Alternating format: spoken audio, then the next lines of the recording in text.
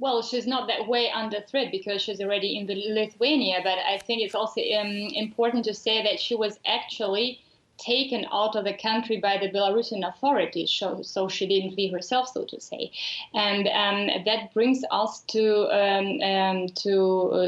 this suggestion that they were making psychological pressure on her, because we know that yesterday she wanted to file a complaint in the Central Election Commission against the electoral fraud, and then she spent there a couple of hours talking to some official representatives, which might have been security services. So I'm quite sure they made psychological pressure of her. Also, if you look, if you see how she looks at the video, she made a statement.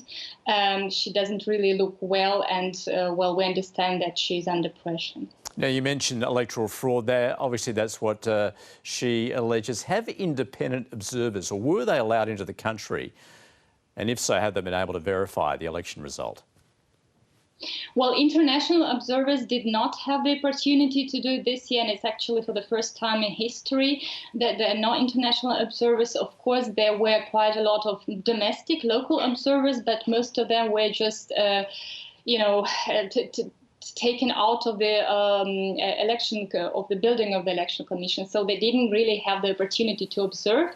It's also not something new for Belarus, because the only free and fair election was to see back 1994, but this time an unprecedented number of normal people who were not political before took part in this election observation. That's why we see, this very high level of discontent, because people really understood, they saw that their voices are not being counted.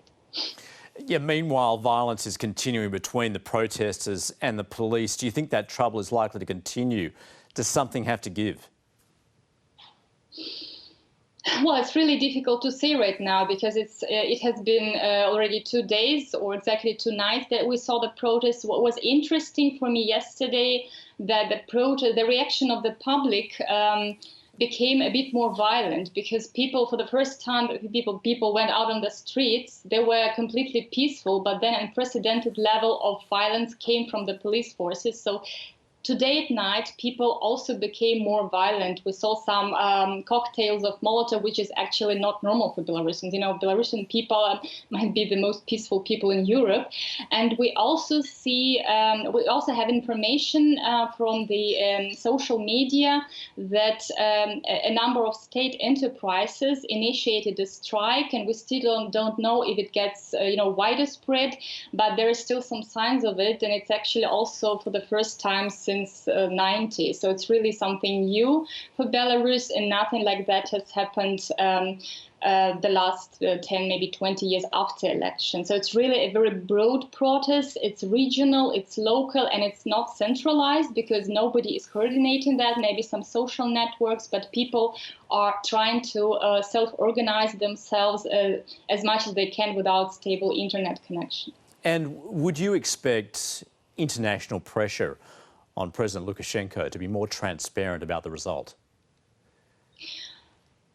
There have been there have already been some statements by the EU, by the US. I'm also living here in Germany, so I'm in contact also with the politicians here. But I mean, it's also not the new story. We already had the period of EU sanctions against Belarus after dispersal of protests in 2010.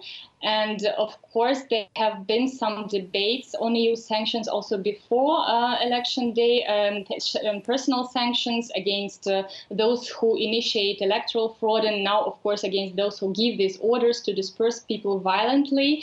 I would expect that, the reaction would be more, would sharpen, because well, the level of violence that we see nowadays against peaceful Belarusians is really unprecedented. So I would expect that we might be hearing something new the next days from the officials. Olga Dryndova, thanks very much for joining us. Thank you.